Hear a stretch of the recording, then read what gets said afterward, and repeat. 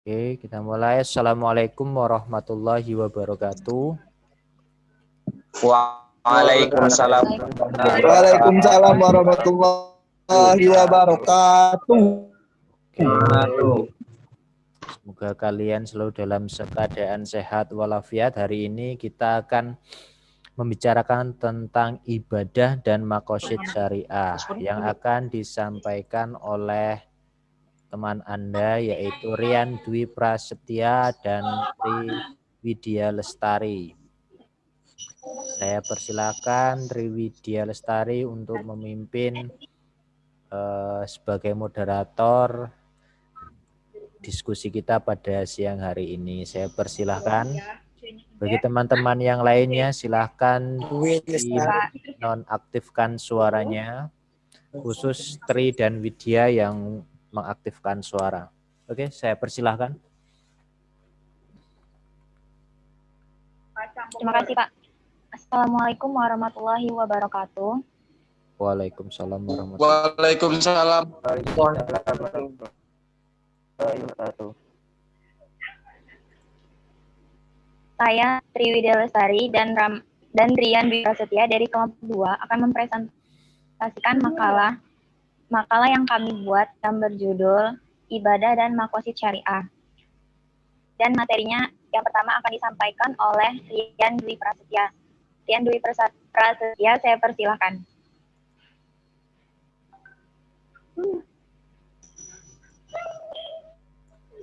Baik, sebelumnya Assalamualaikum warahmatullahi wabarakatuh. Waalaikumsalam warahmatullahi wabarakatuh. Bab 1, pendahuluan. A. Latar belakang.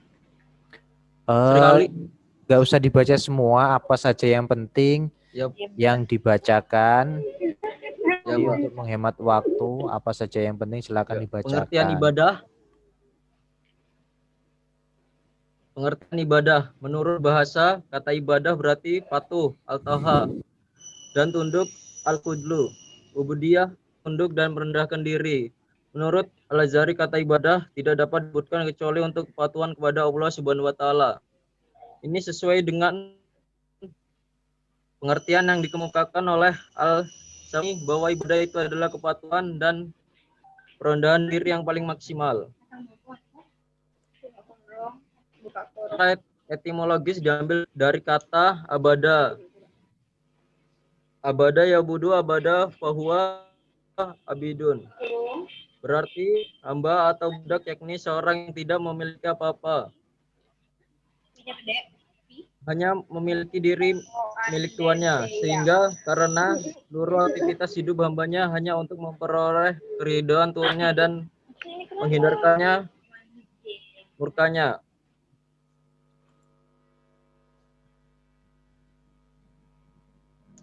B. Hakikat dan tujuan ibadah.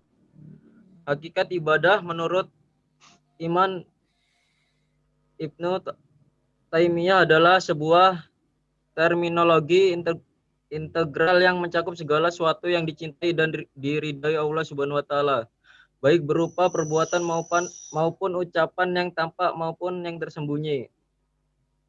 Dari definisi tersebut kita memahami bahwa cakupan ibadah sangat luas. Ibadah mencakup semua aktor kehidupan manusia. Dari sini kita harus memahami bahwa setiap aktivitas kita di dunia ini tidak boleh terlepas dari pemahaman kita akan balasan Allah Subhanahu wa Ta'ala kelak. Sebab sekecil apapun aktivitas itu akan berimplikasi terhadap kehidupan akhirat. Allah Subhanahu wa Ta'ala menjelaskan hal ini dalam firman-Nya dalam Quran surat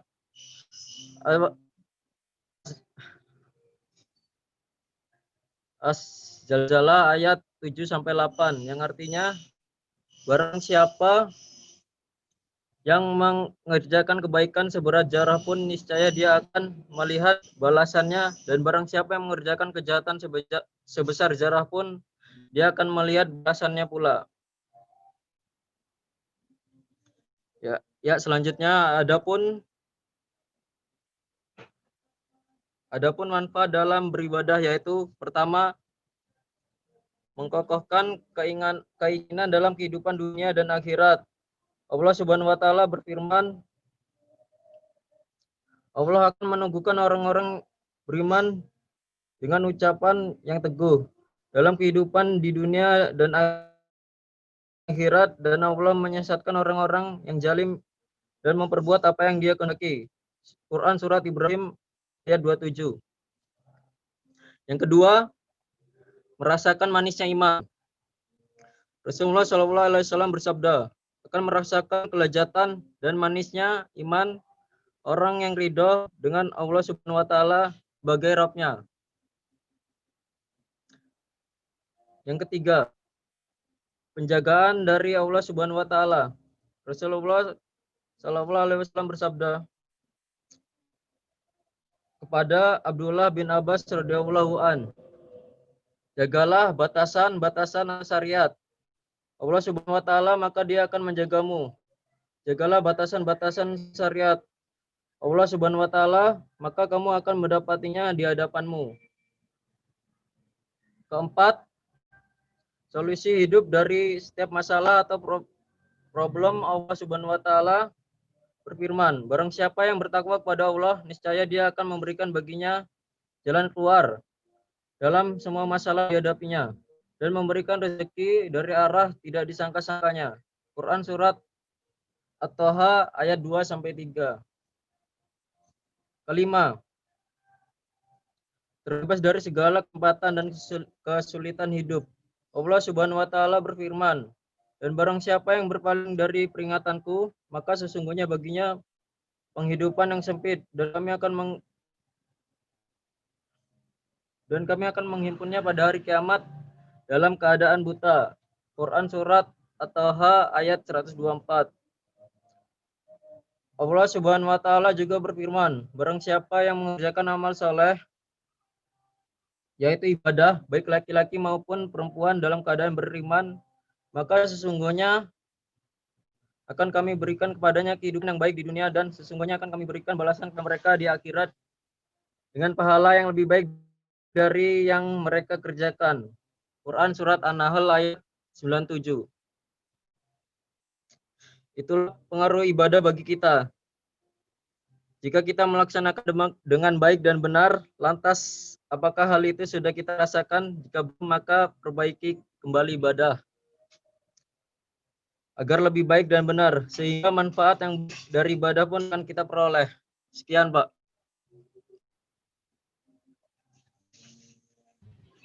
Saya akan melanjutkan materi selanjutnya, yaitu C. Pengertian makosid syariah.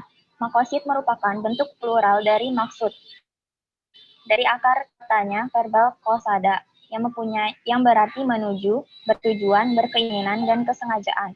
Kata maksud atau makosid dalam ilmu nahwu disebut yaitu sesuatu yang menjadi objek, sehingga tersebut dapat diartikan dengan tujuan atau beberapa tujuan.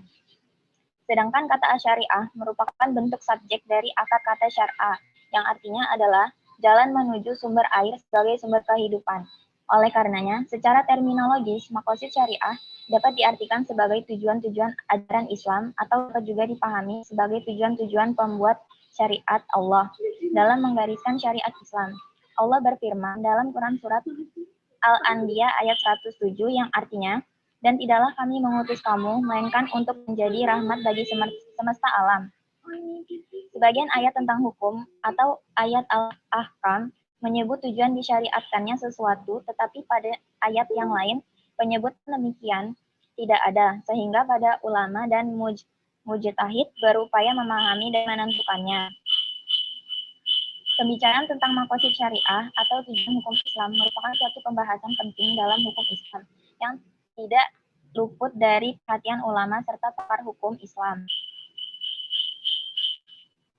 Makosid syariah adalah ilmu yang mengutarakan rahasia, nilai, mata-mata, prinsip, dan kebijaksanaan disembari hukum syariat.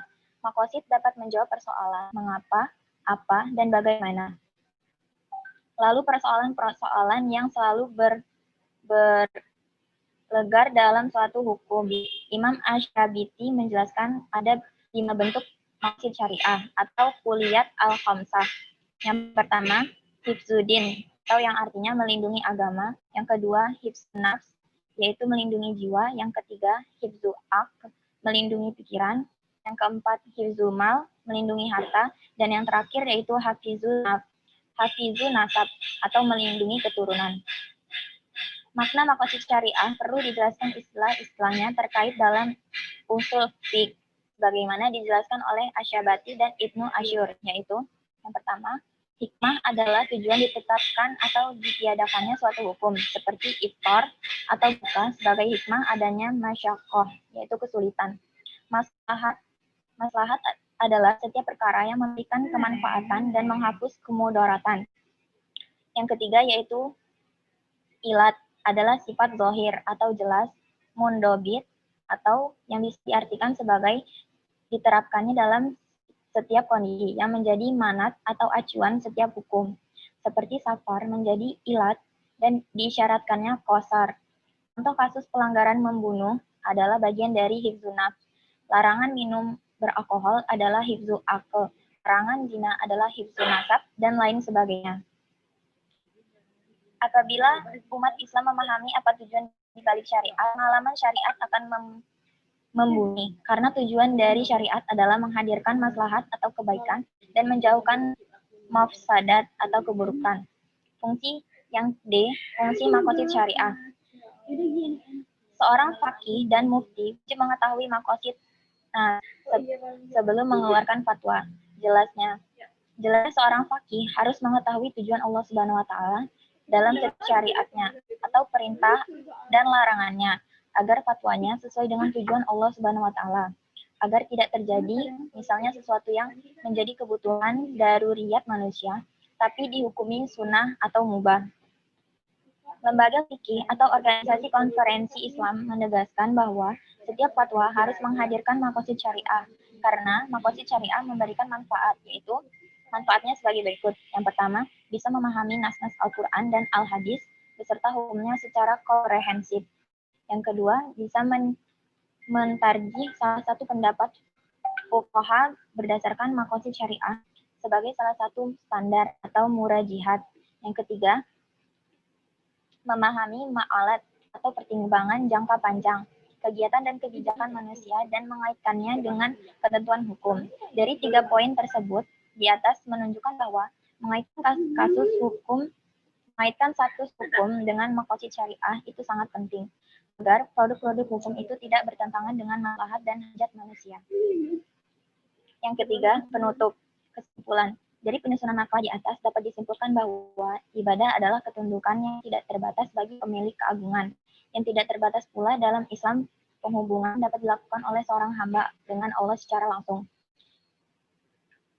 Secara garis besar, ibadah dibagi menjadi 2. Yang pertama, ibadah murni atau mahdah adalah suatu rangkaian aktivitas ibadah yang ditetapkan Allah Subhanahu wa taala dan bentuk aktivitas tersebut telah dicontohkan oleh Rasulnya, serta terlaksana atau tidaknya sangat ditentukan oleh tingkat kesadaran teologis dari masing-masing individu. Yang kedua, ibadah ghairu mahdah, yakni sikap, gerak, tingkah laku, dan perbuatan yang mempunyai 3 tanda, yaitu yang pertama, niat yang ikhlas sebagai titik tolak, yang kedua, keridhaan Allah sebagai titik tujuan, dan yang terakhir yaitu amal soleh sebagai garis amal. Maqasid adalah bentuk jamak dari maksud yang berarti kesengajaan atau tujuan dari syariah. Secara bahasa berarti jalan menuju sumber air. Jadi maqasid syariah adalah maksud pembuat syariah untuk memberikan kemaslahatan kepada manusia di dunia dan di akhirat. Dan yang terakhir yaitu saran sebagai manusia, hendaknya kita tidak melupakan hakikat dari pencipta kita. Sudah cukup? Ya. Oke, sambil teman-teman memikirkan pertanyaannya, saya akan mencoba meneliti dan coba kalian perhatikan ya makalah ini. Kita coba kaji bersama. Pertama di judul nggak usah ditulis fikih begini, cukup makalah, terus ibadah dan maqasid syariah. Kemudian kata pengantar kenapa bisa naik di sini? Kata pengantar ini seharusnya disebutkan satu-satu, orang tua, dosen, teman, dan segala macamnya. Kalau mau diberikan kata pengantar, kalau tidak nggak apa-apa. Ini seharusnya berurutan, ini seharusnya pakai, nanti lihat ya, pakai tabulasi, biar kalian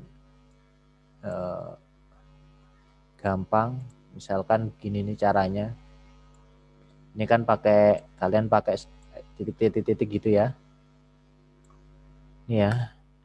Nah, klik di sini, kemudian pasang di sini. Nih, ini ada gambarnya. Setelah diklik ada satu gambar hitam ya di pojok sini. Kalian klik aja 2 kali. Ya. Nah, kemudian muncul ini left udah di samping. Nanti yang keluar dari samping ini pilih nomor 2. Ini titik-titik, kemudian oke. Setelah itu kalian tekan tab. Otomatis seperti itu dan bagus.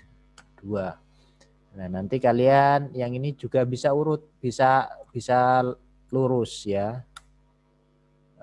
Ini sesuaikan, luruskan dengan yang tadi tempatnya. Kemudian klik 2 kali. Klik kanan 2 kali, kemudian pilih ini. Kemudian oke.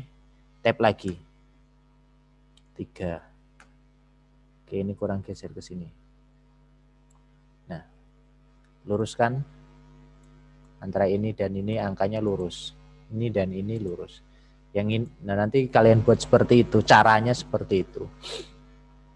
Oke, ini udah rapi. Ini seharusnya 1 spasi ya.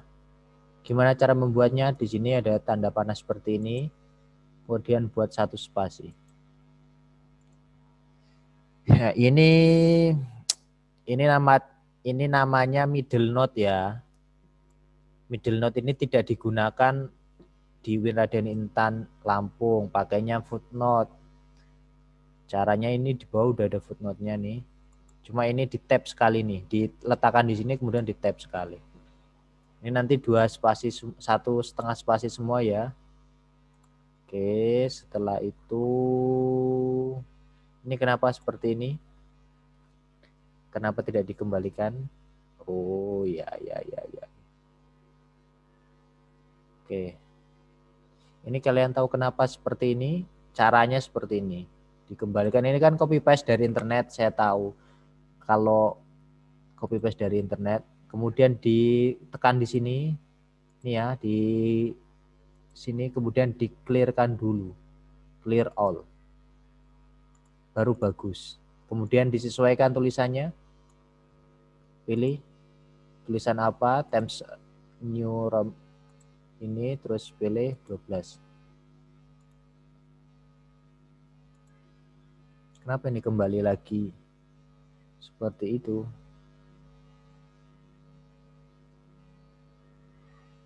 Seharusnya tidak begini. Coba kalau demikian kita enter dulu.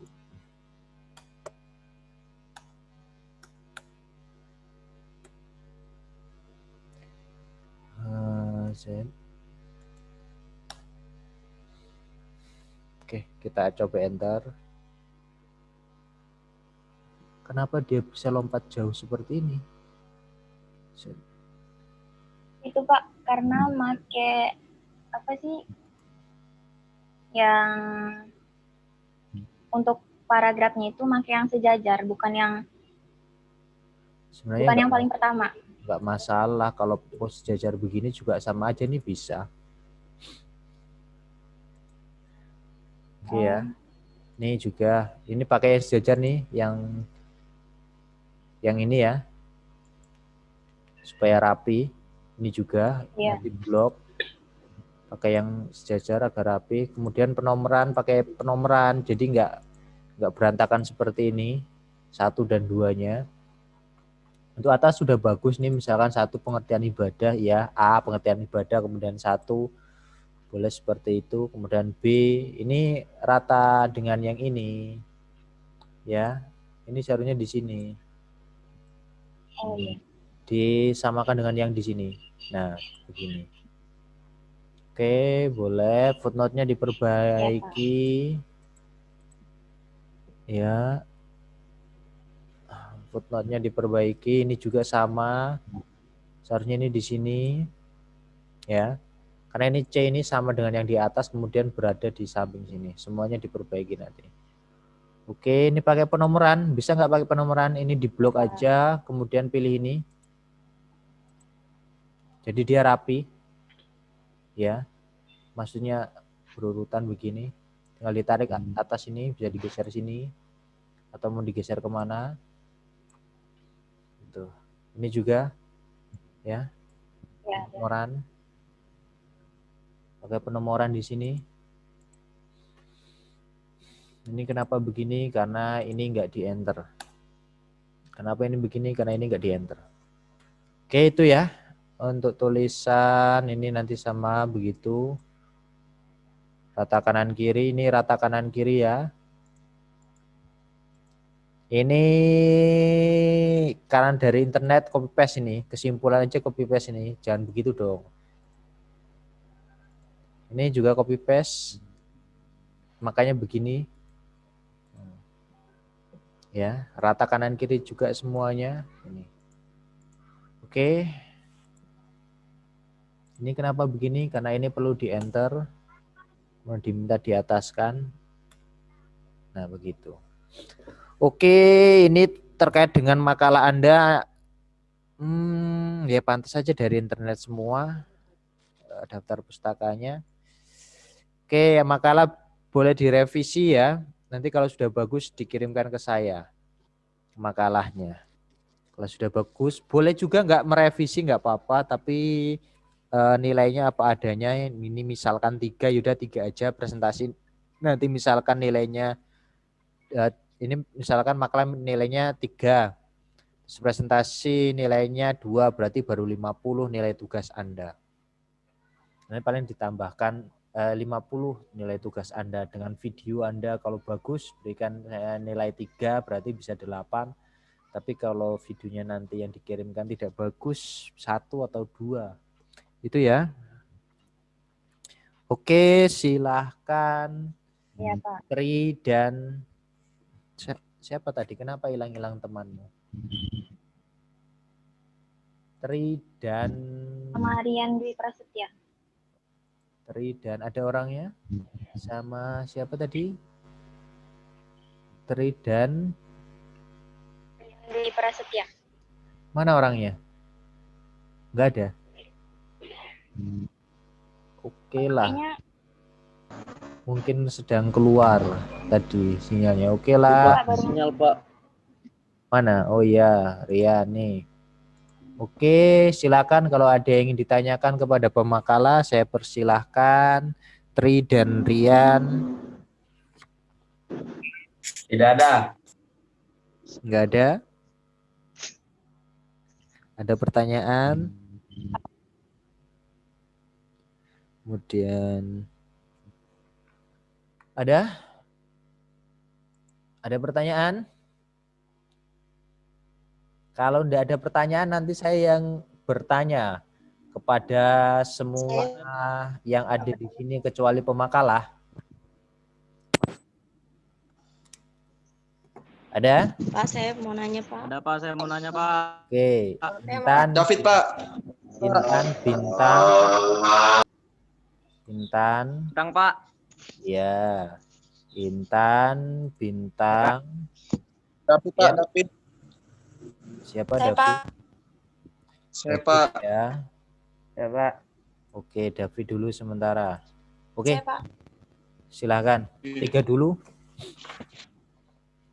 Intan, Bintang, dan David. Silahkan. Ada yang ingin ditanyakan? Pertama, Intan silahkan. Intan, silakan. Apa yang ingin Anda tanyakan? Intan dari kelompok papanya. Contohnya dari Mukobit ya, syariah ya. Tadi. Tri sudah paham pertanyaannya apa? Sudah, Pak. Oke, selanjutnya Bintang. Assalamualaikum warahmatullahi wabarakatuh. Waalaikumsalam warahmatullahi wabarakatuh. Perkenalkan diri saya dari kelompok 11 ingin bertanya, Pak. Oke, Apa silakan. hukum seseorang yang beriman tetapi tidak melakukan ibadah? Jelaskan. Orang yang apa? Seseorang yang beriman tetapi tidak melakukan ibadah. Ya, oke. Jelaskan. Oke, David, silakan. Assalamualaikum warahmatullahi wabarakatuh. Nama David Eji Febrian. Sebuah yang menyuruh kepada hambanya untuk beribadah kepada Allah. Terima kasih. Al-Quran, beribadah kepada Allah. Sebenarnya makalahnya udah bagus menurut saya, tapi kok dari pertanyaan-pertanyaan teman-teman masih banyak yang bersifat apa ya, teoritik sih ya. Tapi ya nggak apa-apa sih, daripada maksud saya pertanyaan yang lebih aplikasi. Menjawab pertanyaan yang nomor 2 terlebih dahulu. Oke, silakan. Apa hukum pertanyaan dari Bintang dari kelompok 11? Apa hukum seorang yang beriman tetapi tidak melakukan ibadah? Itu iman kan merupakan suatu hukum yang wajib bagi setiap umat Islam. Jadi setiap hamba Allah yang tidak melakukan ibadah termasuk perbuatan dosa dan itu merupakan suatu perbuatan yang tidak dianjurkan. Dan apabila seseorang yang tidak melakukan ibadah, maka dia termasuk orang-orang kafir yang tidak taat kepada Allah Subhanahu wa taala. Terima kasih. Apakah jelas?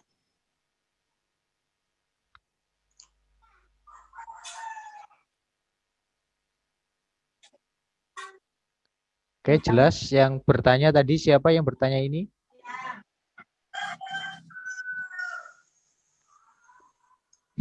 Tadi siapa yang bertanya?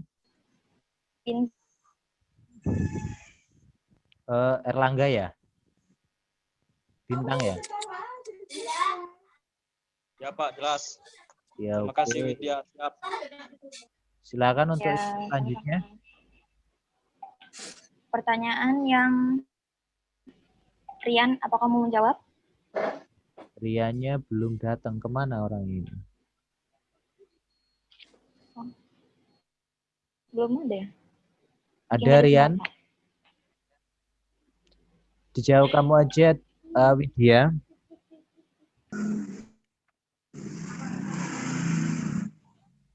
Ya, Pak. Oke. Pertanyaan yang kedua.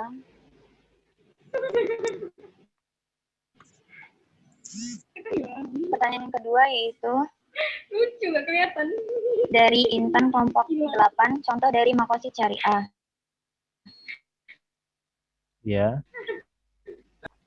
Saya mute semua. Silakan dibuka. Iya, Pak. Yuk. Silakan. Tri, dijawab. Ya, Pak. Contoh dari makosid syariah. Di dalam makalah kami tadi terdapat materi yang pengertian makosid syariah. Di situ kan ada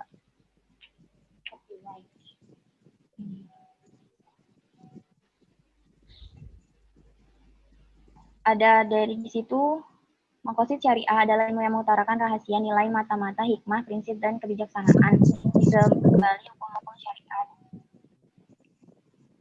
Dan di situ, jadi contoh dari makosid syariah yaitu orang yang dapat melindungi agama, melindungi jiwa, dan melindungi harta serta melindungi keturunan. Nah, kurang jelas? Cukup. Terima kasih.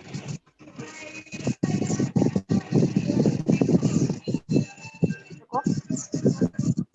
Coba jelas atau belas? Jelas, Pak, jelas.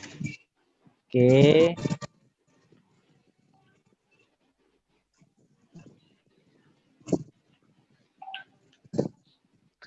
Oke, Rian, kamu mau menjawab pertanyaan dari Bentar, siapa tadi yang belum? David? Apa Fit tadi pertanyaannya, David? Sebutkan surah yang menyuruh kepada hambanya untuk beribadah kepada Allah. Surat tentang beribadah kepada Allah, Ada David Rian. tahu. Surat yang sangat familiar menurut saya. Rian.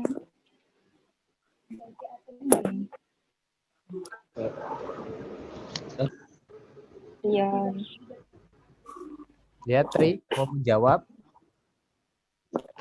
Rian nggak menjawab.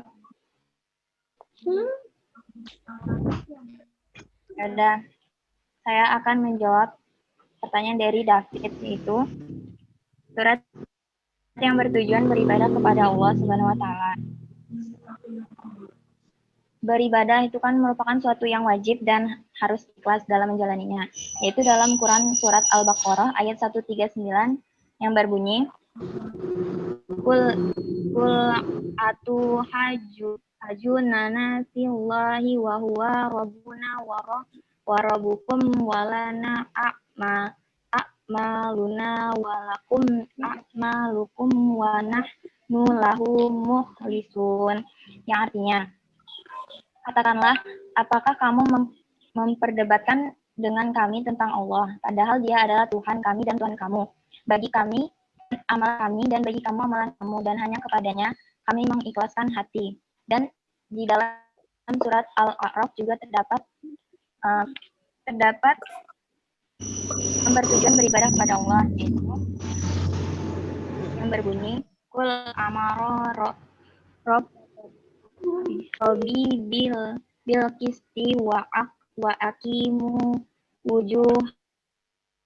wujuhakum inda kuli masjidi wad'u mukhalisina lahu lina kama bada akum ta'udun, yang artinya, Tuhanku menyuruh menjalankan keadilan dan katakanlah, luruskanlah dirimu di setiap sembahyang dan sembahlah Allah dengan mengikhlaskan ketaatanmu kepadanya bagaimana Dia telah menciptakan kamu pada permulaan. Demikian pula lah kamu akan kembali kepadanya. Ayat tersebut merupakan ayat yang berkaitan dan bertujuan tentang ibadah kepada Allah. Terima kasih. Apakah sudah jelas? Oke, saya kira sudah jelas ya. Ada lagi yang ingin bertanya? Yang bertanya tadi Bintang, David, dan Oke, siapa?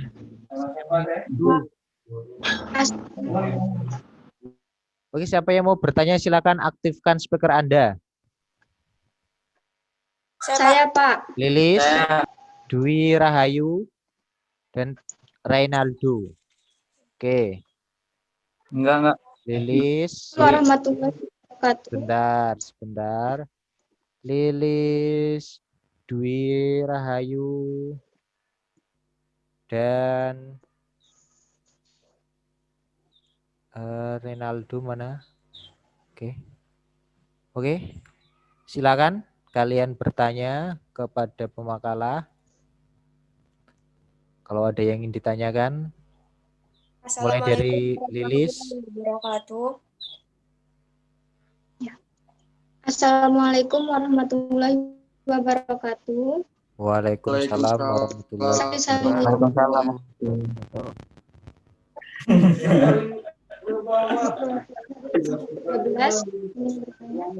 Apa hukumnya jika seorang faqih dan mufti tidak mengetahui maqasid fatwa?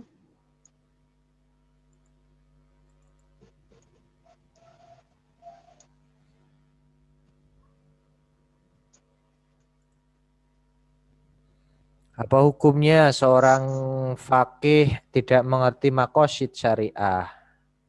Oke, selanjutnya.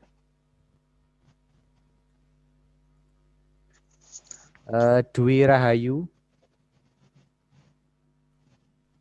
Assalamualaikum warahmatullahi wabarakatuh. Waalaikumsalam Saya Dwi Rahayu warahmatullahi wabarakatuh. Saya Dwi Rayutami dari perwakilan kelompok 12 ingin bertanya, jelaskan apa yang dimaksud dengan murajihat dan berikan contoh dari murajihat itu sendiri. Terima kasih.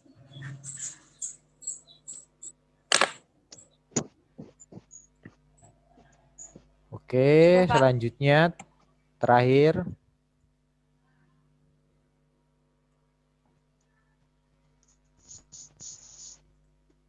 Terakhir, tadi siapa yang bertanya? Silakan. Dua tipinya tadi, Pak. Renaldo tadi mau bertanya kan? Saya Pak. Yo. Bertanya. Makosid itu apa Pak? Waduh, duh. Udah. Dwi dan Lilis. Saya bertanya makosid itu apa pengertiannya? Makosidana. Makosidana. Oke, silakan. Langsung dijawab. Dari Renaldo ini nggak niat nanya ini.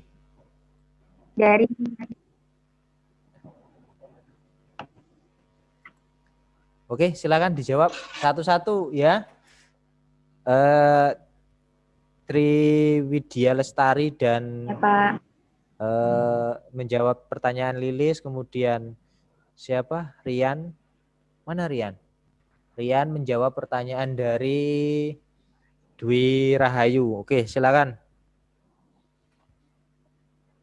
Silakan Rian dulu yang jawab. Rian.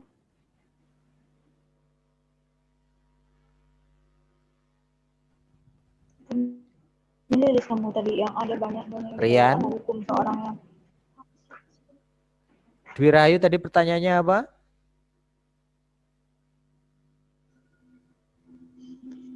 Jelaskan apa yang dimaksud dengan mujihad dan berikan contoh dari mujihad itu sendiri. Itu tadi. Bisa dipahami Rian?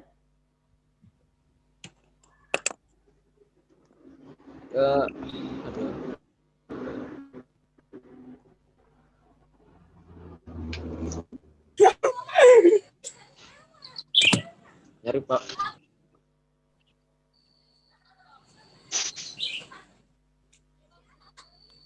Bisa Rian? Tidak Pak. Murajiat. Bisa diulang Dwi, apa tadi pertanyaannya? Di makalah ada ya? Jelaskan apa yang dimaksud dengan mujihad dan berikan contoh dari mujihad itu sendiri. Mujihad? Ya. Apa itu? Di makalah di mana itu?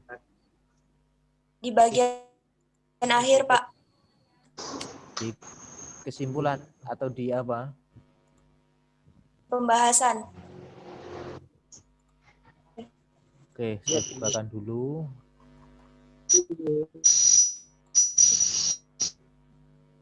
Di bagian apa? Di ibadah atau maqasid syariah? Maqasid syariah. Oke. Maqasid syariah. Apa yang Anda tanyakan tadi? Masih Jelaskan apa yang dimaksud dengan mujihad. Mana itu? Murajihat. Murajihat.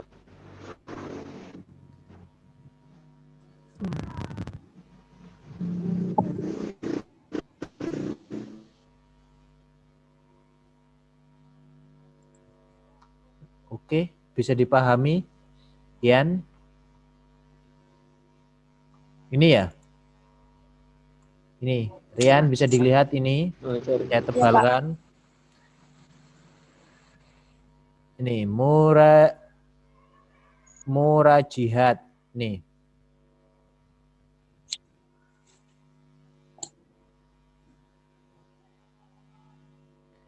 Bisa mentarji salah satu pendapat fuqaha berdasarkan maqasid syariah sebagai salah satu standar murajihat.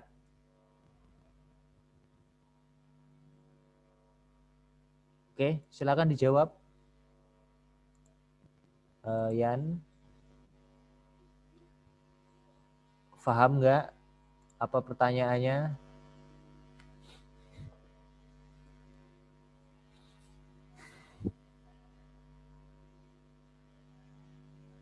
Kalau nggak Tri dulu, silakan Tri jawab pertanyaan Lilis agar kita tidak berlama-lama. Ya Pak, saya akan menjawab pertanyaan dari Lilis. Saya tadi. Itu pertanyaannya.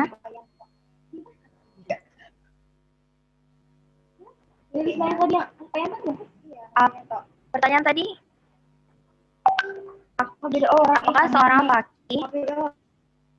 Apakah seorang faqih harus mengetahui maqasid syariah? Di makalah kami tadi terdapat penjelasan tentang faqih di bentar.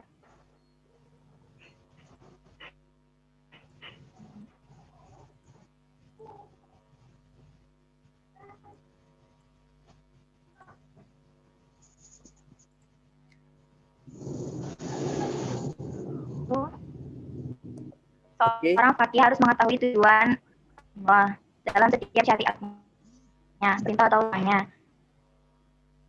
Kenapa seorang faqih harus mengetahui maqasid syariah? Karena agar tidak terjadi sesuatu yang tidak dibutuhkan manusia, tetapi dihukumi sunnah atau mubah. Sudah jelas? Kalau misalnya dia nggak tahu itu hukumnya gimana? Nggak tahu apa? Kalau misalnya dia orang itu tidak tahu hukum dari maqasid syariah itu gimana? Maka dia harus mencari tahu, dia harus mengetahui karena nanti maka dia harus mengetahui hukum dari maqasid syariah tersebut, dan dia harus mencari tahu tentang maqasid syariah. Sedangkan di situ di maqasid syariah sendiri sudah tertera, yaitu barang siapa yang tidak mematuhi hukumnya, maka dia adalah kemaslahatan umat manusia. Apakah paham? Sudah paham. Jadi dia wajib mengetahui maqasid syariah tersebut.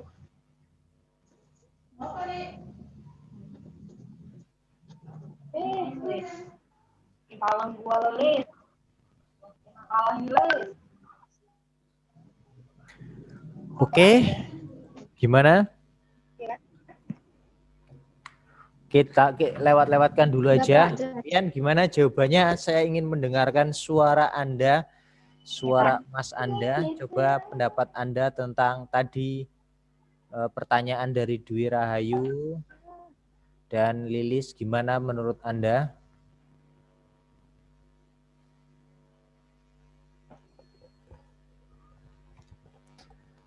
Gimana Rian?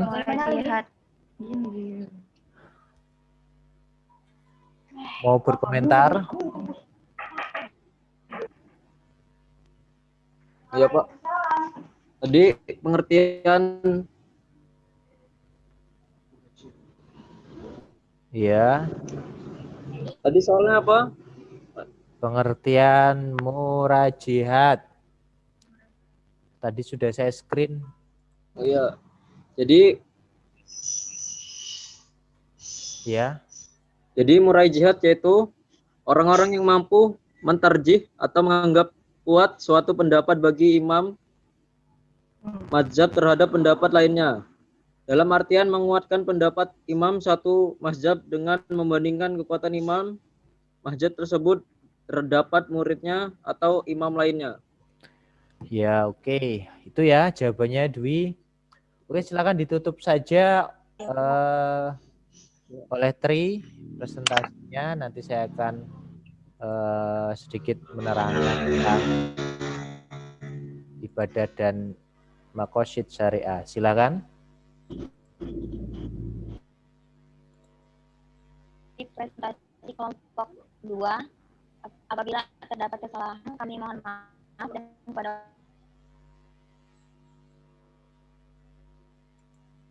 Allah kami mohon.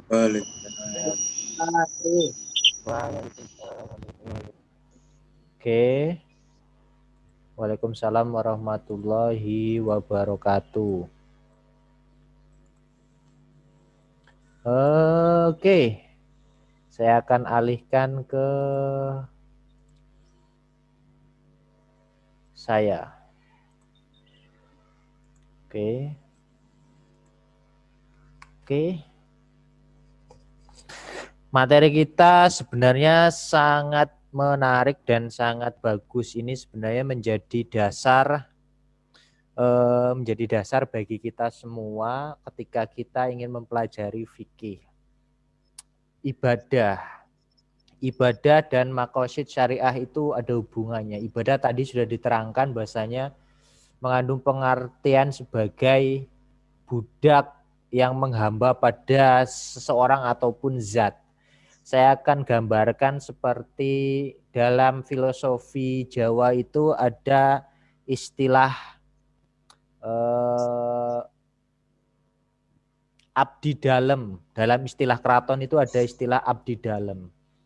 Itu seorang yang menghambakan diri kepada seorang raja yang ketika seorang rajanya mengatakan apapun itu, maka seorang abdi akan melakukannya walaupun dia harus mati misalkan.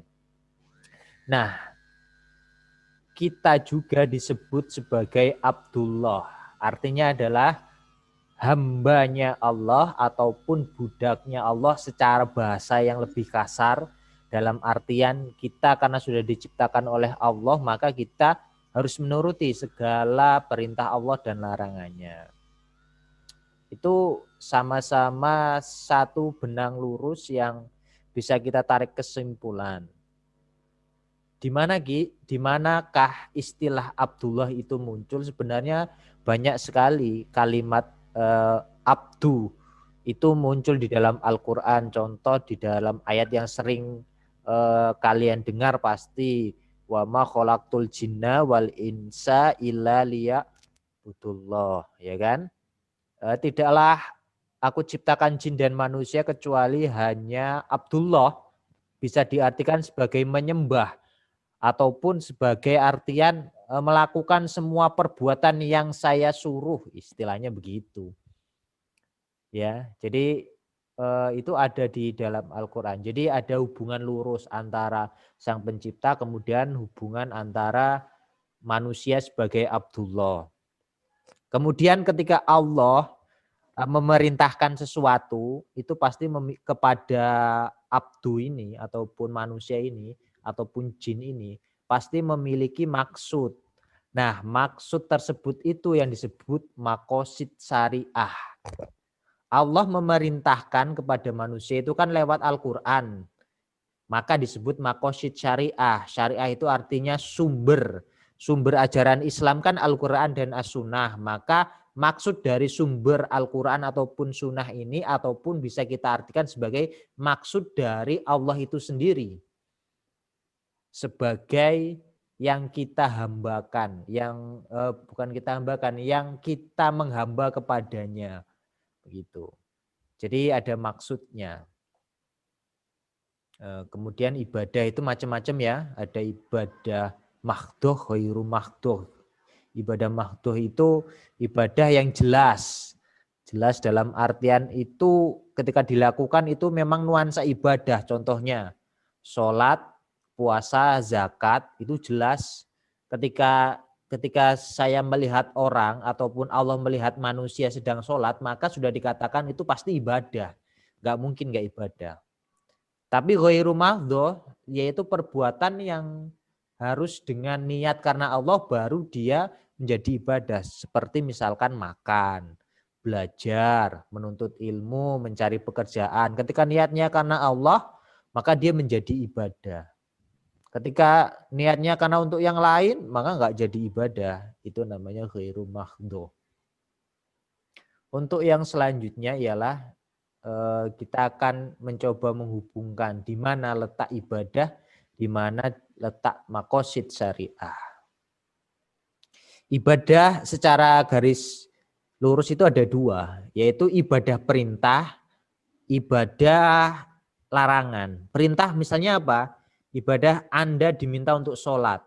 Ibadah larangan apa? Misalkan Anda diminta untuk tidak minum minuman keras. Itu sama-sama ibadah ya. Itu sama-sama ibadah, itu tidak bisa dinafikan, itu sama-sama ibadah. Ada yang perintah, ada yang larangan. Itu semuanya ibadah. Saya akan mencoba membicarakan tentang ibadah, misalkan hukuman terhadap seseorang yang mencuri misalkan. Di dalam zamannya Rasulullah, orang yang mencuri apa hukumannya? Apa? Dipotong tangan. Iya, dipotong tangan. Jadi zaman Rasulullah hukumannya potong tangan. Terus kita Indonesia yang 90% Muslim, kenapa nggak melakukan potong tangan? Karena kita bukan negara Muslim. Kenapa? Karena Indonesia Karena negara kita bukan negara Islam. Loh, tapi kan walaupun kita negara Islam itu kita sumber hukum kita kan yang pertama kan adat, kemudian norma agama, norma adat, istiadat, norma agama itu bisa dijadikan sebagai hukum loh. Ya. Misalkan karena kita 80% 90% Muslim, maka hukum potong tangan bisa dilakukan karena kita mayoritas misalkan. Itu bisa dijadikan ajuan, bisa dijadikan rancangan RUU lah sederhananya. Karena memang kita mengadopsi hukum yang seperti itu. Oke, itu kenapa kita tidak melakukan demikian?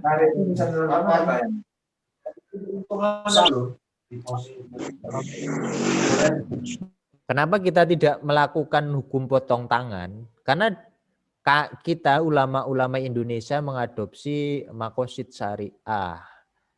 Maksudnya gimana?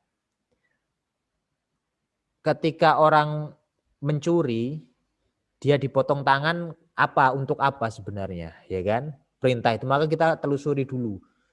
Ketika orang mencuri dipotong tangannya untuk apa? Oh, supaya dia tidak bisa mencuri lagi misalkan. Gitu kan? Maka dia dipotong tangan. Nah, bagaimana kalau rubah potong tangan itu menjadi dihukum di penjara? Apakah sama menyebabkan dia tidak bisa mencuri? Menurut ulama yang ada di Indonesia ya sama-sama dia akhirnya tidak bisa mencuri. Ketika dia dipotong tangannya, maka malah dia tidak bisa bekerja. Malah dia menghambat dia bekerja. Atau bahkan dia dikucilkan sehingga dia tidak mendapatkan pekerjaan. Karena di Indonesia ini norma-norma sosial itu sangat penting. Maka ulama kita memahami itu, oh yaudah kita dihukum penjara saja. Nah, oleh sebab itu karena antara di penjara dan potong tangan itu memiliki esensi yang sama, tujuan yang sama, dalam artian tidak menyebabkan seseorang tidak bisa mencuri lagi, maka dianggaplah sama hukumannya, maqasidnya sama, maka itu dianggap setara. Maka boleh orang yang mencuri di penjara tidak dipotong tangan. Karena nanti juga berhubungan dengan tadi yang disampaikan oleh pemakalah itu menjaga jiwa. Ketika dia tidak memiliki tangan, tidak bisa mencari makanan, maka dia otomatis akan terganggu jiwanya. Atau minimal dia hidupnya nggak sehat, maka mengganggu jiwa. Maka berusahalah diadopsi. Bagaimana supaya orang yang mencuri ini tetap jera, tidak bisa mencuri lagi, tapi tetap jiwanya terjaga. Saya contohkan lagi, MUI mengeluarkan perintah bahwasanya kita sholat Jumat, tidak melakukan sholat Jumat saat pandemi ini. Nah, di situ ada istilah menjaga jiwa itu lebih penting daripada perintah untuk melaksanakan ibadah. Misal Anda ini cerita yang lama. Anda di depan Anda ada ular kobra yang sedang mendangak. Anda tetap sujud aja atau Anda pindah? Otomatis Anda pindah kan?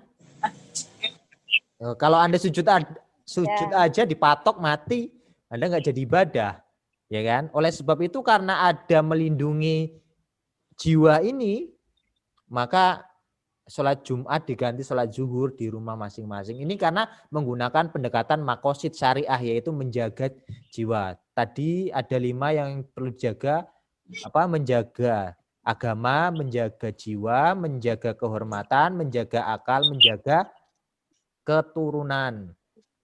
Nah, itu yang perlu diperhatikan ketika kita memahami sebuah hukum.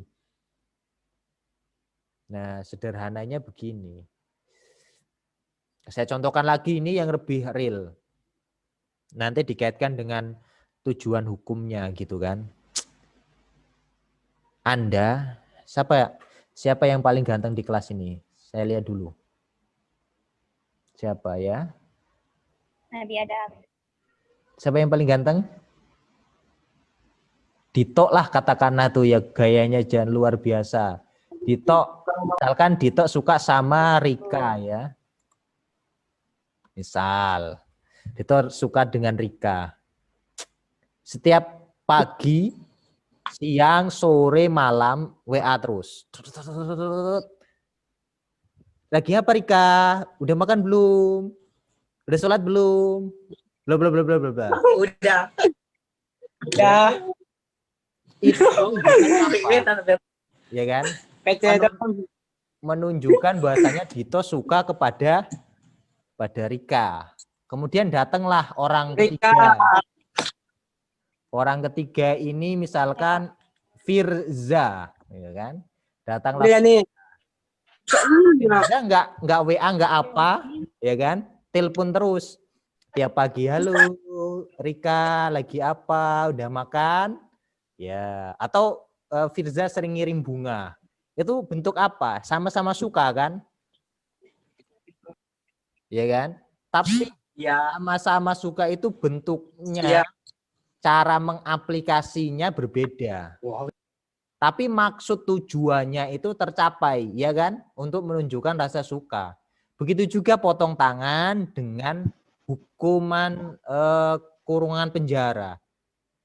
Tujuannya sama-sama terpenuhi untuk menunjukkan apa? Menunjukkan orang supaya tidak bisa melakukan mencuri. Kalau tadi menunjuk Firza dan siapa tadi ya?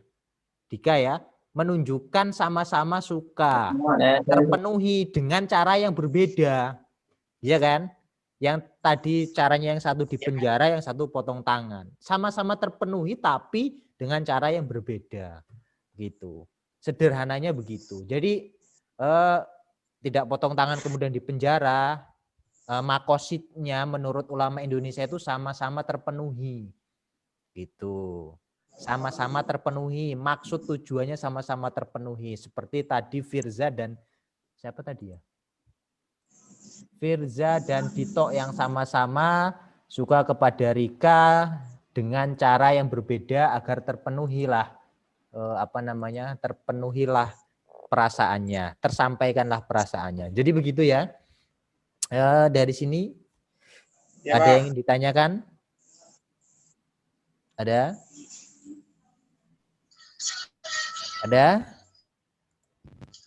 Maksud saya ya bertanya yang aplikasi dong. Misalkan contoh makosid syariah gimana sih dalam sehari-hari misalkan.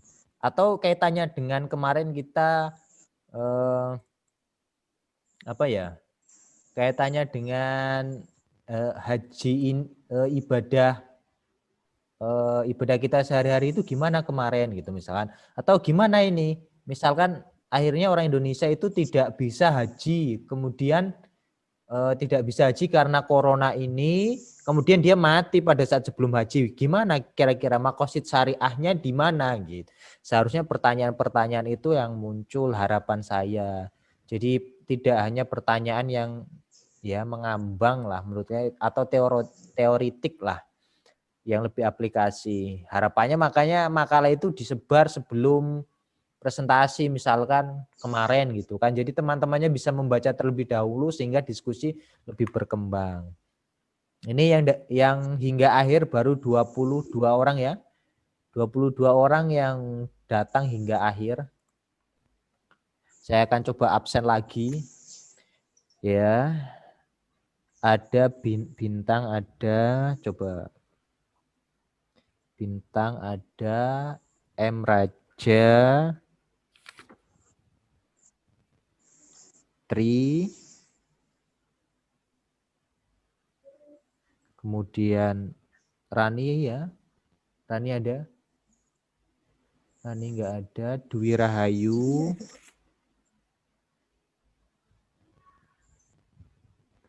supaya bisa dihargai orang Nurul Falah, Rian, ya, Nurul Falah, Rian, iya benar ya, Nurul Falah, Febriani,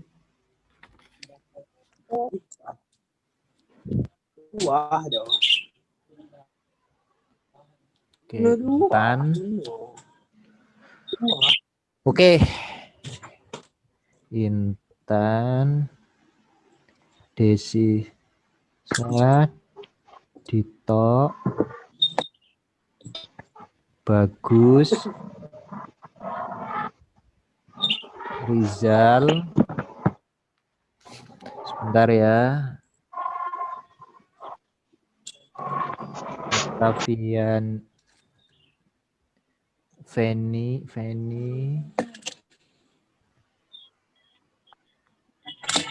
Rani,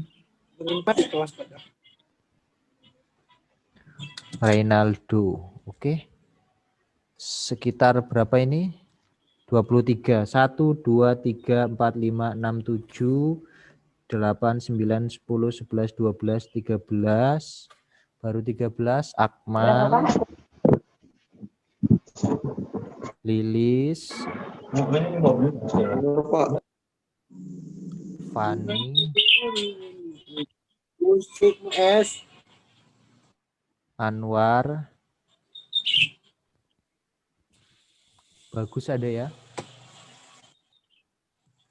Bagus bintang.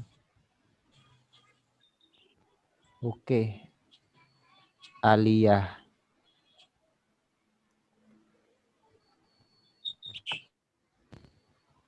Ivan,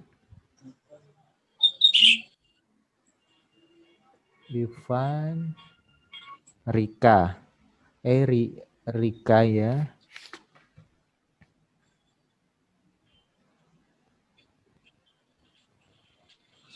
Satu, 2, 3, 4, 5, 6, 7, 8, 9, 10, 11, 12, 13, 14, 15, 16, 17, 18, 19, 20, 21. Kurang 2.